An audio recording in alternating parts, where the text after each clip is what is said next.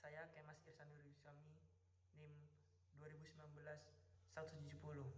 Dan saya Ronaldo Feransun Saragi, NIM 2019-313, Universitas Muhammadiyah Malang. Mata kuliah Hukum Pidana 3G yang diampu oleh Pak Yaris. Kami akan menjelaskan tentang tindak pidana korupsi, tindak pidana pencucian uang, dan hubungan antara tindak pidana korupsi dengan tindak pidana pencucian uang. Pengertian tindak pidana korupsi yang diatur dalam Undang-Undang Nomor 31 Tahun 99 sebagaimana telah diubah dengan Undang-Undang Nomor 20 Tahun 2001, yaitu tindak pidana korupsi berarti bahwa setiap orang yang secara melawan hukum melakukan perbuatan memperkaya diri sendiri atau orang lain atau suatu korporasi yang dapat merugikan keuangan negara dipidana penjara dengan penjara seumur hidup atau pidana penjara paling singkat 4 tahun dan paling lama 20 tahun dan denda paling sedikit 200 juta rupiah dan paling banyak 1 miliar rupiah. Terdapat dalam pasal 2 ayat 1 Undang-Undang Nomor 31 Tahun 99. Pada pasal 3, setiap orang yang dengan tujuan menguntungkan diri sendiri atau orang lain atau suatu korporasi menyalahgunakan kewenangan, kesempatan, atau sarana yang ada padanya karena jabatan atau kedudukan yang dapat merugikan keuangan negara dapat dipidana. Beberapa tipe tindak pidana korupsi menurut Lilik Mulyadi, Bunga Rampai Hukum Pidana, Perspektif Teoritis dan Praktik pada tahun 2008. Tindak pidana korupsi tipe pertama terdapat dalam pasal 2 Undang-Undang PTPK yang menyebutkan bahwa dalam hal tindak pidana korupsi sebagaimana dimaksud dalam ayat 1 dilakukan dalam keadaan tertentu, pidana mati dapat dijatuhkan. Tindak pidana korupsi tipe kedua diatur dalam ketentuan pasal 3 Undang-Undang PTPK yang menyebutkan bahwa tindak pidana korupsi tipe ketiga terdapat dalam ketentuan pasal 5, 6, 8, 9, 10, 11, 12, 12A, 12B, 12C, dan 13 Undang-Undang PTPK berasal dari pasal-pasal KUHP yang kemudian sedikit dilakukan modifikasi perumusan ketika ditarik menjadi tindak korupsi sesuai Undang-Undang Nomor 20 Tahun 2001 dengan menghilangkan redaksional kata sebagaimana dimaksud dalam pasal-pasal KUHP seperti formulasi dalam ketentuan Undang-Undang Nomor 31 Tahun 99. Apabila dikelompokkan, korupsi tipe ketiga dapat menjadi 4 bagian, yaitu penarikan perbuatan yang bersifat penyuapan, yakni pada pasal 209, 210, 414, 419, dan pasal 420 KUHP. Selanjutnya, penarikan perbuatan yang bersifat penggelapan, yakni pada pasal 415, 416, dan pasal 417 KUHP. Kemudian penarikan perbuatan yang bersifat kerakusan, yakni pada pasal 423, 425 KUHP. Selanjutnya penarikan perbuatan yang berkolerasi dengan pemborongan, leverensir, dan kerekanan, yakni pasal 347, 388, dan pada pasal 435 KUHP. Tindak pidana korupsi tipe keempat. Korupsi tipe keempat adalah tipe korupsi percobaan, pembantuan, atau pemufakatan jahat serta pemberian kesempatan, saran atau keterangan terjadinya tindak pidana korupsi yang dilakukan oleh orang di luar wilayah Indonesia tercantum pada pasal 15 dan pasal 16 Undang-Undang PTPK.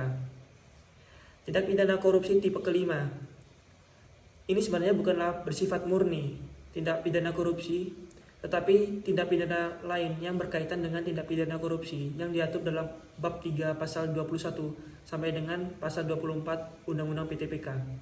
Ketentuan mengenai sanksi pidana yang diatur dalam bab 3 pasal 21 sampai pasal 24 Undang-Undang PTPK tersebut berturut-turut dari poin A sampai D adalah pidana penjara paling singkat 3 tahun dan paling lama 12 tahun, atau denda paling sedikit 150 juta rupiah dan paling banyak 600 juta rupiah. Pidana penjara paling singkat 3 tahun dan paling lama 12 tahun, atau denda paling sedikit 150 juta rupiah dan paling banyak 600 juta rupiah. Yang terakhir,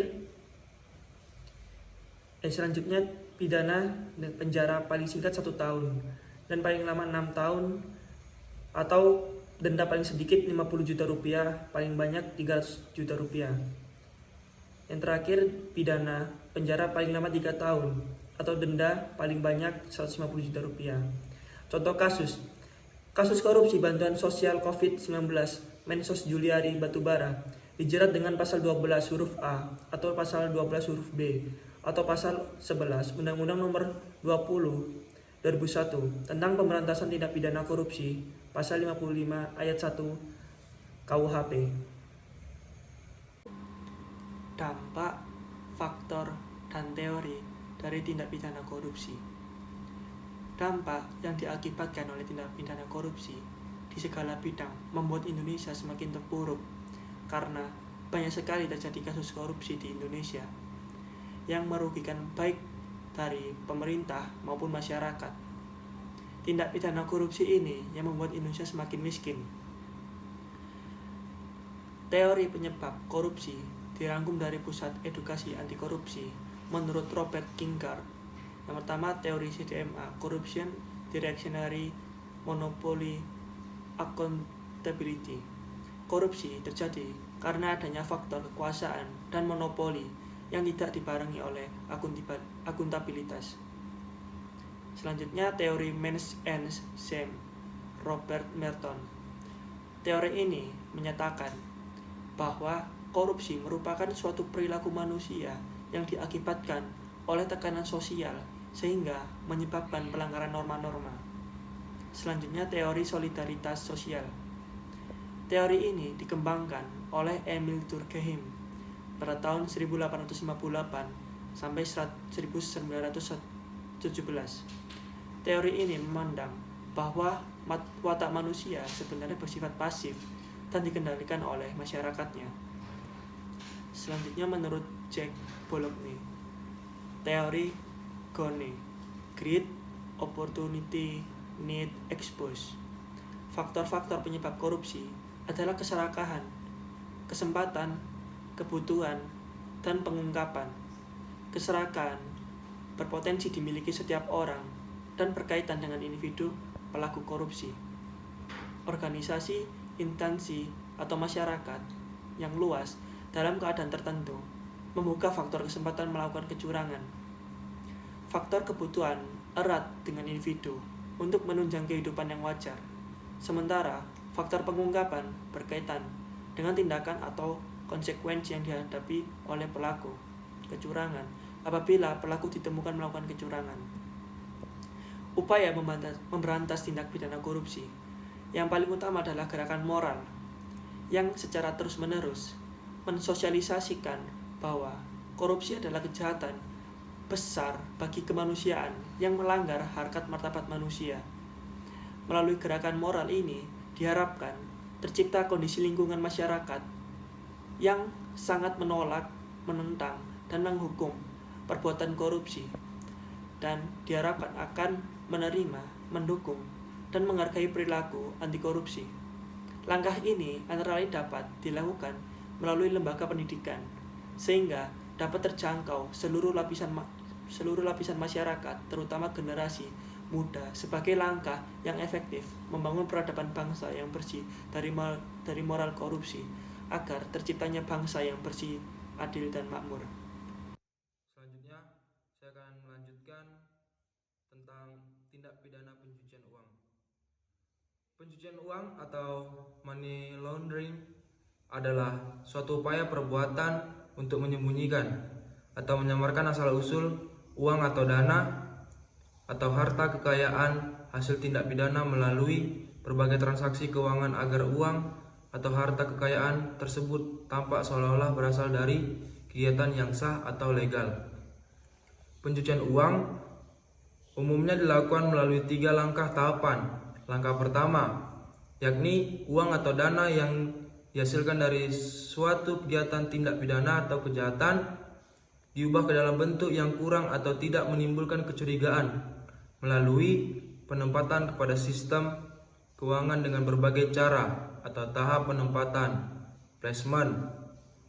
Langkah kedua adalah melakukan transaksi keuangan yang kompleks, berlapis dan anonim dengan tujuan memisahkan hasil tindak pidana dari sumbernya ke berbagai rekening sehingga sulit untuk dilacak asal muasal dana tersebut, yang dengan kata lain menyembunyikan atau menyamarkan asal usul harta kekayaan hasil tindak pidana tersebut, atau tahap pelapisan biasa disebut dalam layering.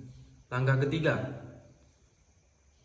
atau final merupakan tahapan di mana pelaku memasukkan kembali dana yang sudah kabur asal usulnya ke dalam harta kekayaan yang telah tampak sah, baik untuk dinikmati langsung, diinvestasikan ke dalam berbagai bentuk kekayaan material maupun keuangan, dipergunakan untuk membiayai kegiatan bisnis yang sah ataupun untuk membiayai kembali kegiatan tindak pidana atau tahap integrasi. Secara yuridis, Undang-Undang Republik Indonesia Nomor 8 Tahun 2010 tentang pencegahan dan pemberantasan tindak pidana pencucian uang, di mana pencucian uang dibedakan dalam beberapa berikut. Yang pertama, tindak pidana pencucian uang aktif, yaitu setiap orang yang menempatkan atau mentransfer, mengalihkan, membelanjakan, membayarkan, menghibahkan, menitipkan, membawa ke luar negeri, mengubah bentuk, menukar dengan uang atau surat berharga atau perbuatan lain atas harta kekayaan yang diketahuinya atau patut diduganya merupakan hasil tindak pidana sebagaimana dimaksud dalam pasal 2 ayat 1 dengan tujuan menyembunyikan atau menyamarkan asal-usul harta kekayaan di dalam pasal 3 Undang-Undang RI Nomor 8 Tahun 2010. Yang kedua, tindak pidana pencucian uang pasif yang dikenakan kepada setiap orang yang menerima atau menguasai penempatan, pentransferan, pembayaran, hibah, sumbangan, penitipan, penukaran atau menggunakan harta kekayaan yang diketahuinya atau patut diduganya merupakan hasil tindak pidana sebagaimana dimaksud dalam pasal ayat 2 ayat 1.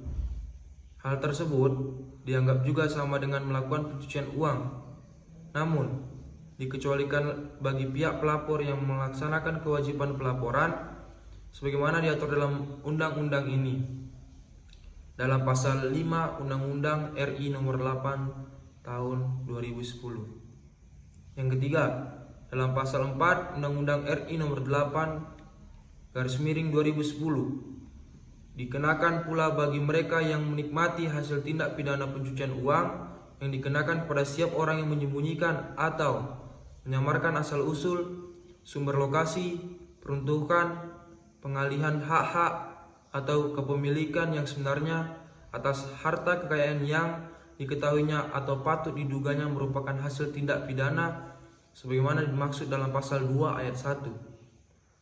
Contoh kasusnya, saya mengambil kasus mantan bendahara umum Partai Demokrat, yaitu Muhammad Nazarudin, yang dituntut 7 tahun penjara dalam kasus tindak pidana pencucian uang.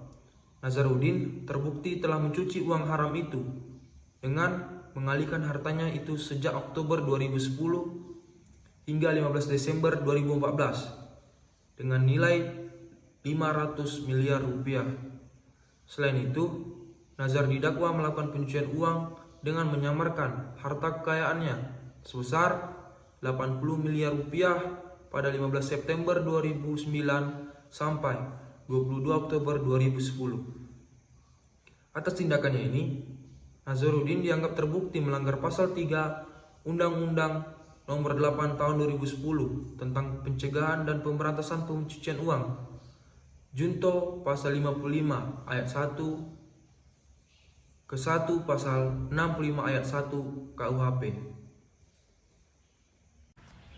Faktor pencucian uang. Yang pertama, belum efektifnya penegakan hukum. Yang kedua, minimnya teladan dari politisi dan pejabat pemerintah. Belum efektifnya pengawasan pelaksanaan aturan, pencegahan dan pemberantasan pencucian uang.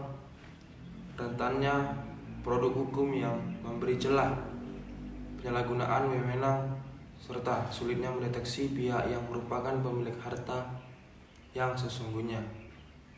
Upaya pencegahan pencucian uang. Yang pertama, penerapan hukum maksimal dan penerapan perampasan aset yang dimiliki kepada setiap pelaku untuk menimbulkan efek jera. Yang kedua, memberantas mastermind pelaku pencucian uang. Yang ketiga, penguatan kelembagaan dan sumber daya bagi lembaga pemberantas pelaku pencucian uang. Yang keempat, penguatan sinergi kerjasama antar aparat penegak hukum yang juga turut melibatkan masyarakat. Yang kelima, serta mendorong masyarakat untuk melaporkan indikasi perbuatan pencucian uang ke aparat penegak hukum maupun aparat pemerintah.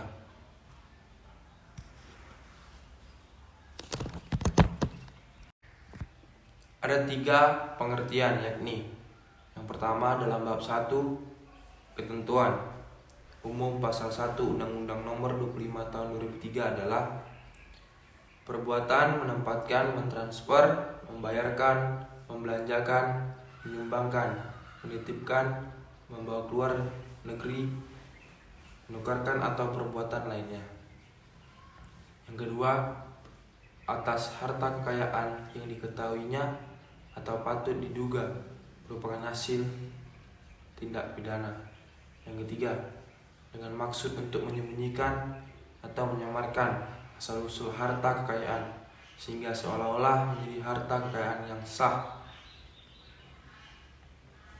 Adapun delik pencucian uang dijelaskan pada yang pertama, tindak pidana pencucian uang dirumuskan di dalam pasal 3 ayat 1, pasal 6 ayat 1 dan pasal 7.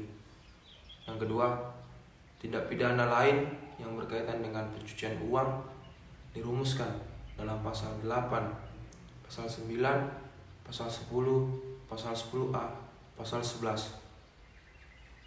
Berikut terdapat 3 tahapan pencucian uang. Yang pertama, placement atau tahapan penyimpanan. Fase ini memindahkan uang haram dari sumber di mana uang itu diperoleh untuk menghindarkan jejaknya, atau secara lebih sederhana agar sumber uang haram tidak diketahui oleh pihak penegak hukum. Metode yang paling umum dilakukan dari placement ini adalah apa yang disebut sebagai smurfing. Yang kedua, layering atau pelapisan. Selalu terdapat hubungan antara placement dengan layering, yaitu bahwa setiap prosedur placement yang berarti mengubah lokasi fisik atau sifat haram dari uang itu adalah salah satu bentuk layering. Strategi layering pada umumnya meliputi mengubah uang tunai menjadi aset fisik, seperti membeli kendaraan bermotor, barang-barang perhiasan dari emas, atau batu-batu permata yang mahal, dan lain-lain. Yang ketiga, interrogation atau penggabungan, mengintegrasikan dana dengan cara legitimasi ke dalam proses ekonomi yang normal. Hal ini dilakukan dengan cara penyampaian laporan palsu yang menyangkut pinjaman uang. Kesemua perbuatan dalam proses pencucian uang haram ini memungkinkan para raja uang haram ini menggunakan dana yang begitu besar dalam rangka mempertahankan ruang lingkup kejahatan atau untuk terus berproses dalam dunia kejahatan yang menyangkut terutama narkotika atau para pejabat yang korupsi. Hubungan antara tindak pidana korupsi dengan tindak pidana pencucian uang, yaitu pada tindak pidana korupsi adalah kejahatan asal dari tindak pidana pencucian uang, dan begitupun sebaliknya, tindak pidana pencucian uang adalah kejahatan lanjutan dari tindak pidana korupsi. Saya akan melanjutkan contoh kasus hubungan antara tindak pidana korupsi dan tindak pidana pencucian uang. Saya mengangkat kasus salah satu anggota DPR RI, yaitu Waode Nurhayati, melakukan 2 perbuatan tindak pidana, yakni menerima suap terkait pengalokasian dana penyesuaian infrastruktur daerah atau DPID dan melakukan tindak pidana pencucian uang atas kepemilikan uang sebesar 50,5 miliar ke dalam rekeningnya, dikarenakan sanksi sesuai sistem absorpsi yang dipertajam. Maka berdasarkan sistem absorpsi yang dipertajam, majelis hakim dapat memutus 15 tahun ditambah 1,5 kali 15 tahun penjara sama dengan 20 tahun penjara. Tetapi apabila jaksa penuntut umum dalam tuntutannya menerapkan sanksi maksimal 20 tahun penjara, penerapan sanksi pidana penjara kepada Waode Nurhayati terhadap 20 tahun penjara tanpa penambahan 1,5 dari 20 tahun atau 6,6 tahun sama dengan 26,6 tahun penjara. Sebab pidana penjara 26,6 tahun akan melebihi jumlah maksimum pidana penjara 20 tahun baik untuk tindak pidana korupsi berdasarkan pasal 12A Undang-Undang Nomor 20 Tahun 2001 tentang perubahan atas Undang-Undang Nomor 31 Tahun 1999 maupun untuk tindak pidana pencucian uang berdasarkan pasal 3 Undang-Undang Nomor 8 Tahun 2010. Sekian penjelasan dari kami mengenai Penjelasan tentang tindak pidana korupsi, tindak pidana pencucian uang, dan hubungan antara tindak pidana korupsi dengan tindak pidana pencucian uang. Assalamualaikum warahmatullahi wabarakatuh.